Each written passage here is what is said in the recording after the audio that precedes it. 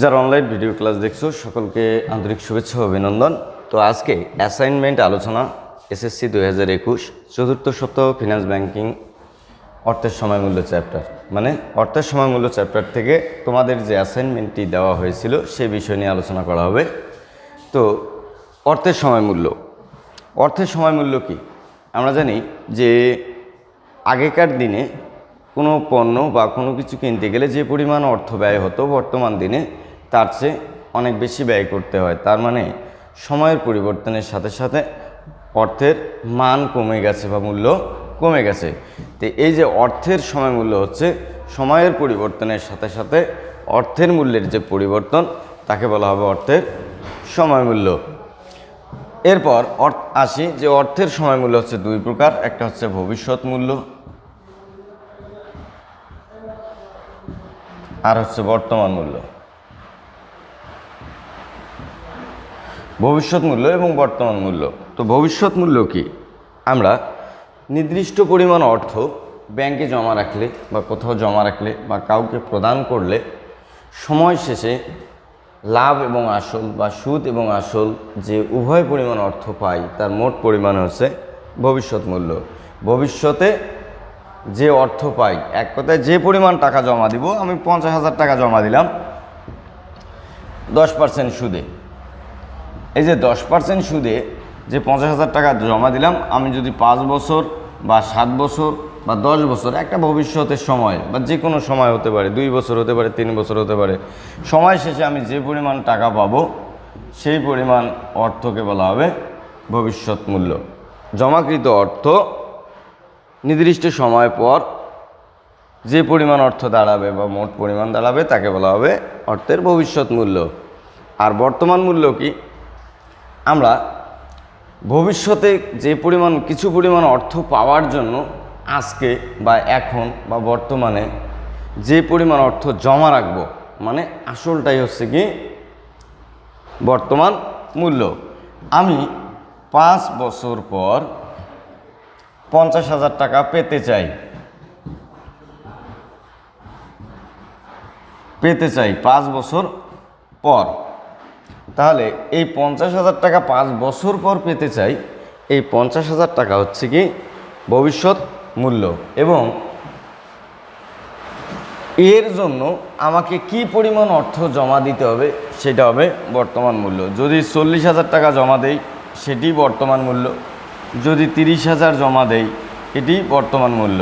এখন প্রশ্ন হলো আমি কত টাকা জমা দিব, এটা কার উপর নির্ভর করবে? এটি মূলত নির্ভর করবে কার উপর? সুদের হারের উপর। সুদের হার যত বৃদ্ধি পাবে বর্তমান মূল্য হ্রাস পাবে। আবারও বলছি, ভবিষ্যৎ মূল্য যদি একই থাকে, সুদের হার যত বৃদ্ধি পাবে বর্তমান মূল্য তত কমবে। সুদের হার যত কমবে বর্তমান মূল্য তত বাড়বে। তাহলে কি গেল? ভবিষ্যৎ মূল্য নির্দিষ্ট পরিমাণ অর্থ ব্যাংকে জমা রাখা হলে বা কোথাও জমা রাখা হলে সময় শেষে যে পরিমাণ অর্থ পাওয়া যায় তাকে বলা হবে ভবিষ্যৎ মূল্য। আর বর্তমান মূল্য হচ্ছে ভবিষ্যতে প্রাপ্য অর্থের আজকের মূল্যকে বলা হবে বর্তমান মূল্য। ভবিষ্যতে প্রাপ্য অর্থের আজকের মূল্য, এটা হচ্ছে বর্তমান মূল্য। মানে ভবিষ্যতে যে পরিমাণ অর্থ বা টাকা পাবো তার আজকের মূল্য হবে বর্তমান মূল্য। তাহলে তোমরা দেখলে ভবিষ্যৎ মূল্য কি এবং বর্তমান মূল্য কি। এরপর আসব আমরা যে চক্রবৃদ্ধিকরণ বা বছরে একাধিকবার চক্রবৃদ্ধিকরণ কি।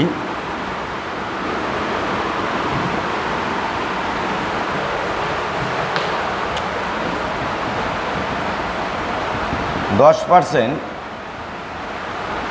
চক্রবৃদ্ধি সুদে 50,000 টাকা জমা রাখা হলে 5 বছর পর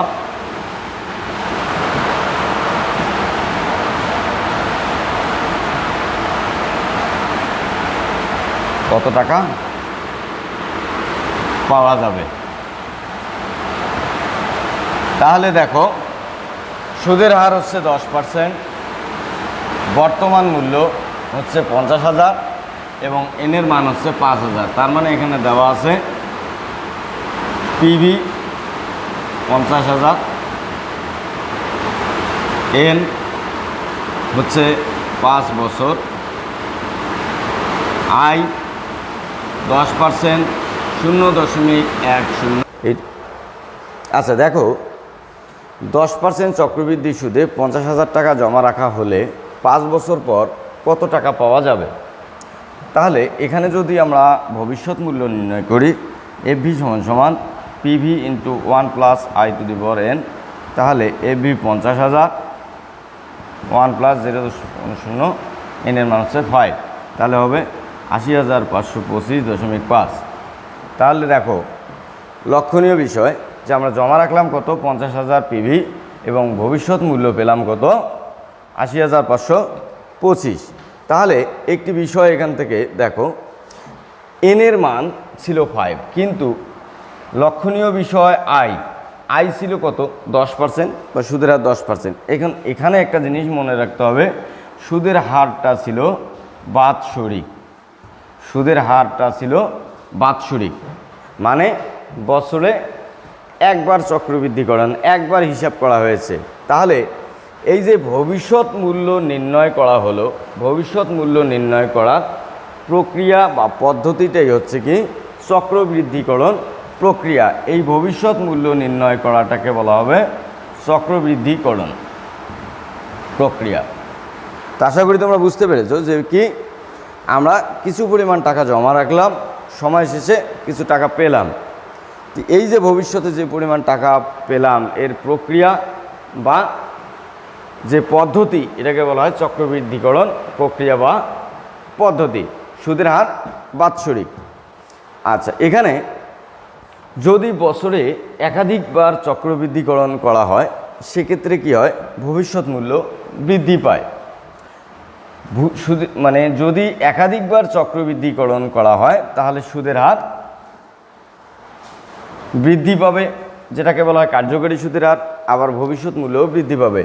তো এই অঙ্কটা যদি আমি একটু পরিবর্তন করে দেই, 10% মাসিক চক্রবৃদ্ধি, এই অঙ্কটা একটু পরিবর্তন করে দিলাম। মাসিক মানে কি, এক বছরে হচ্ছে 12 মাস, 12 বার হিসাব করতে হবে, 12 বার চক্রবৃদ্ধিকরণ হবে। তাহলে এখানে কি হবে 50,000,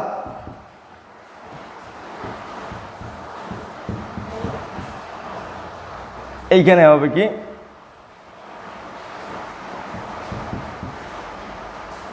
আই, হ্যাঁ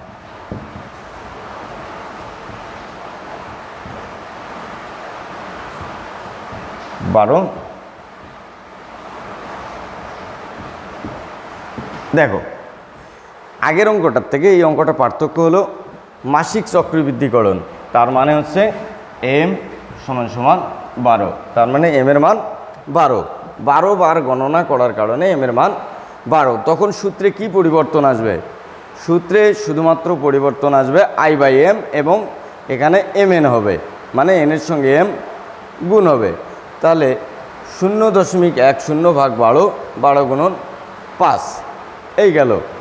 তাহলে এখানে আসবে 50,000 গুণন, প্রথমে আমরা এটা ভাগ করে নিব 0.10 ভাগ 12 যোগ 1 পাওয়ার হচ্ছে 60, 1.64 5 3 0 8 9 3 5 গুণন 50,000, তাহলে হচ্ছে 82,265.44677।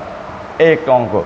দেখো মানে একই সুদের হারে ভবিষ্যৎ মূল্য আগেরটা ছিল 80,525.5, পরেরটা 82,265 হয়ে গেল। তার মানে হচ্ছে বছরে একাধিকবার চক্রবৃদ্ধিকরণ করার ফলে কি হয়, ভবিষ্যৎ মূল্য বৃদ্ধি পায়।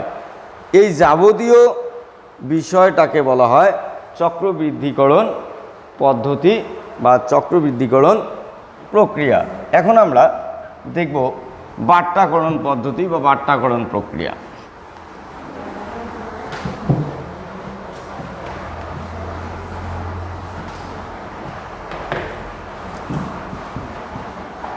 %10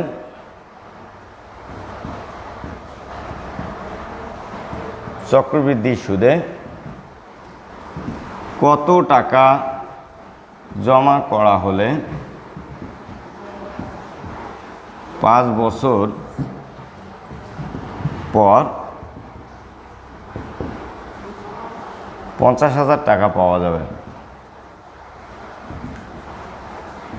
তাহলে অঙ্কটা লক্ষ্য করো, কী চাওয়া হয়েছে? বর্তমান মূল্য, ভবিষ্যৎ মূল্য দেওয়া আছে কত?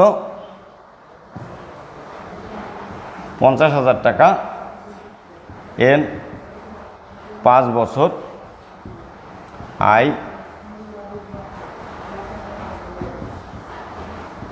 PV watt. তাহলে আমরা কি জানি? পিভি সমান সমান AV by 1 plus I to the power N. তাহলে এখানে মান বসালে কি হয়? এফবি 50,000, সুদের হার 0.10, এনের মান হচ্ছে 5। তাহলে আমরা ক্যালকুলেশনটা করে দেখি। 1.10 পর হচ্ছে 5,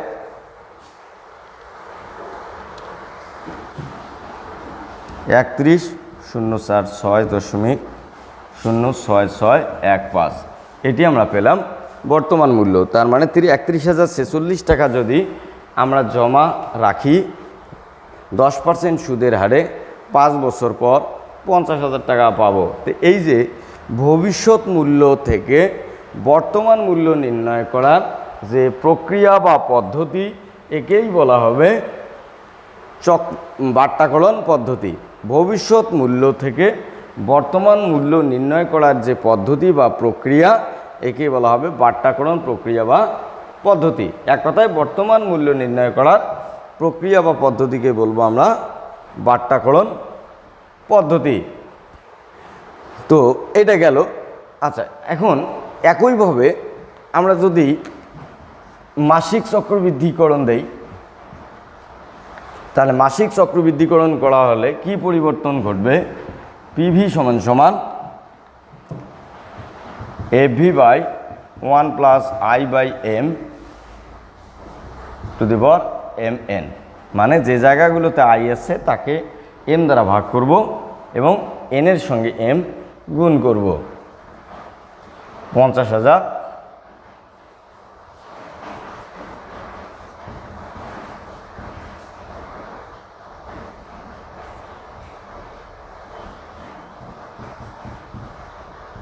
তাহলে এটা ক্যালকুলেশন করে দেখি।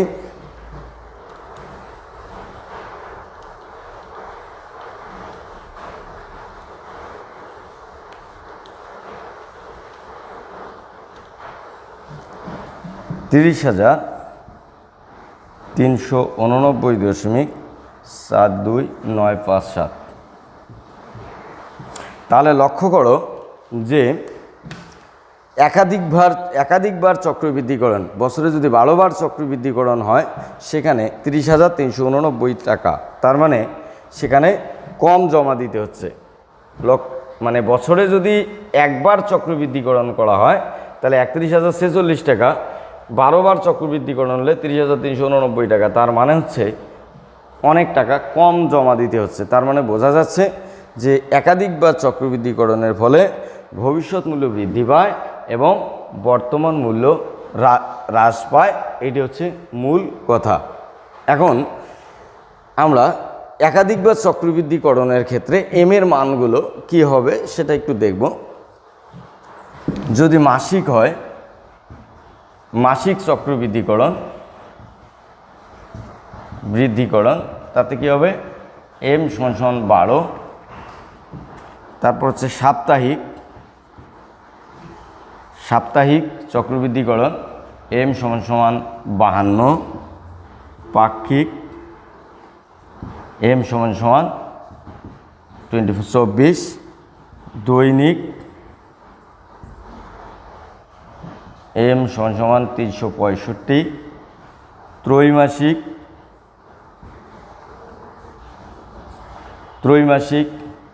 এম সমান সমান 4,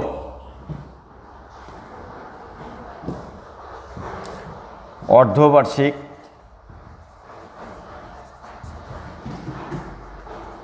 এম সমান সমান 2, অর্ধবার্ষিক অথবা ষান্মাসিক কথা থাকলে এম সমান সমান 2। এগুলো আরও অনেক কথা থাকতে পারে। কোথাও লক্ষ্য করবে দেওয়া আছে 1.5 মাস পর পর বা 1.5 মাস পর পর বা 2 মাস পর পর চক্রবৃদ্ধিকরণ, এভাবে ভাষায় উল্লেখ থাকতে পারে এগুলোর বাইরে। তার মানে অঙ্কটা করার ক্ষেত্রে আমাদের আগে বুঝতে হবে যে কতবার চক্রবৃদ্ধিকরণ করা হয়েছে। যতবার চক্রবৃদ্ধিকরণ হয়েছে সেটি হবে এম এর মান। তো আশা করি তোমরা বুঝতে পেরেছো। এখন সুদের হারের কারণে অর্থের সময় মূল্য কীভাবে প্রভাবিত হয় সেই জিনিসটি একটু আমরা দেখে নেব। বর্তমান মূল্য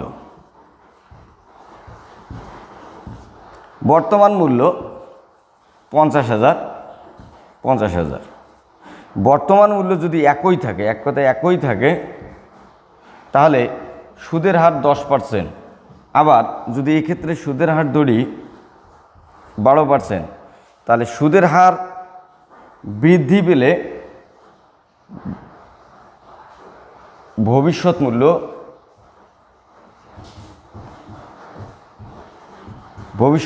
বৃদ্ধি পাবে। আবারও বলছি, যদি 2 বা ততোধিক, মনে করি এ প্রকল্প বা বি প্রকল্প, যেখানে আমরা বিনিয়োগ করি না কেন, বর্তমান মূল্য যদি একই থাকে, সুদের হার বৃদ্ধি পেলে ভবিষ্যৎ মূল্য বাড়বে। আবারও বলছি, বর্তমান মূল্য একই থাকলে সুদের হার বাড়লে ভবিষ্যৎ মূল্য বাড়বে। এবং ভবিষ্যৎ মূল্য যদি একই থাকে তাহলে কি হবে? ভবিষ্যৎ মূল্য একই থাকলে সুদের হার কমলে বর্তমান মূল্য বাড়বে, সুদের হার বাড়লে বর্তমান মূল্য কমবে, সুদের হার কমলে বর্তমান মূল্য বাড়বে। আবারও বলছি, যদি ভবিষ্যৎ মূল্য একই হয়, সুদের হার বাড়লে বর্তমান মূল্য কমবে।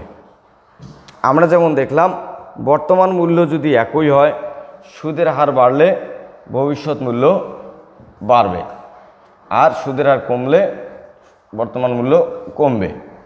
কিন্তু একই ক্ষেত্রে যদি বর্তমান মূল্য 50,000 টাকা হয়, তাহলে হবে উল্টাটা, তখন 10% এবং 12%।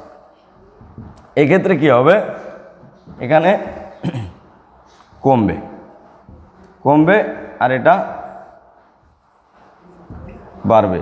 তার মানে আবারও বলছি, ভবিষ্যৎ মূল্য যদি একই থাকে এক বা একাধিক প্রকল্পের, তাহলে কি হবে? সুদের হার বাড়লে বর্তমান মূল্য কমবে, সুদের হার কমলে বর্তমান মূল্য বাড়বে। এটি হলো মূল কথা। আর অনেক সময় তোমরা লক্ষ্য করবে প্রশ্নে দেওয়া থাকে যে সুদের হার কিভাবে অর্থের সময় মূল্যকে প্রভাবিত করে, এই জিনিসটি আসতে পারে। আচ্ছা, এছাড়া এম এর মান যেটা দেখালাম, আশা করি তোমরা বুঝতে পেরেছো। তো ছোট্ট একটা বিষয়, যে আমরা যখন কোথাও বিনিয়োগ করব বা বিনিয়োগ সিদ্ধান্ত গ্রহণ করব, সেটির ক্ষেত্রে অর্থের সময় মূল্যের প্রভাবটা কি। আচ্ছা, আমরা যখন এক বা একাধিক প্রকল্পে বিনিয়োগ করতে যাব বা বিনিয়োগ করব বা সিদ্ধান্ত গ্রহণ করব, সেক্ষেত্রে অর্থের সময় মূল্যটা অনেক বড় বিষয়। এখানে কি হয়? ভবিষ্যতে প্রাপ্য যে অর্থ আছে, ভবিষ্যতে যে প্রাপ্য বা পাবো অর্থ, সেই প্রাপ্য অর্থটার বাট্টাকরণ করা হয় বা বর্তমান মূল্য নির্ণয় করে বিভিন্ন প্রকল্পগুলোর মূল্যায়ন করা হয়। মনে করো, আজকে আমি মনে করো যে 1 লক্ষ টাকা বিনিয়োগ করলাম।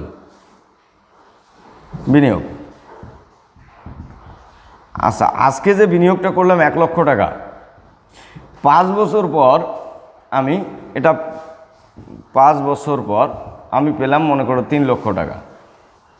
তো বিষয়টা হলো যে আমি কি করব? অর্থের সময় মূল্য দ্বারা এই 5 বছর পর যে 3 লক্ষ টাকা পাবো, তার বর্তমান মূল্য নির্ণয় করে এই বিনিয়োগকৃত অর্থটার সঙ্গে তুলনা করব। যদি 5 বছর পর প্রাপ্য অর্থের 3 লক্ষ টাকার মান বর্তমান মূল্যের চেয়ে বেশি হয় তাহলে প্রকল্পটি গ্রহণযোগ্য। আর যদি 3 লক্ষ টাকা যে পাবো 5 বছর পর এই টাকাটার বর্তমান মূল্য বিনিয়োগকৃত অর্থের চেয়ে কম হয় তাহলে সেটি বর্জন করতে হবে। এটা হচ্ছে বিনিয়োগ সিদ্ধান্ত। তো আশা করি তোমরা বিষয়গুলো বুঝতে পেরেছো। তারপরেও যদি এই সংক্রান্ত কোনো সমস্যা থাকে এই বিষয়গুলোতে তোমরা যোগাযোগ করবা, এগুলো সমাধান করে দেওয়া হবে। এগুলো তোমরা প্রতিষ্ঠানের ওয়েবসাইট বা বিভিন্নভাবে আমাদের সঙ্গে যোগাযোগ করতে পারো। ততক্ষণ পর্যন্ত তোমরা সকলেই ভালো থাকো।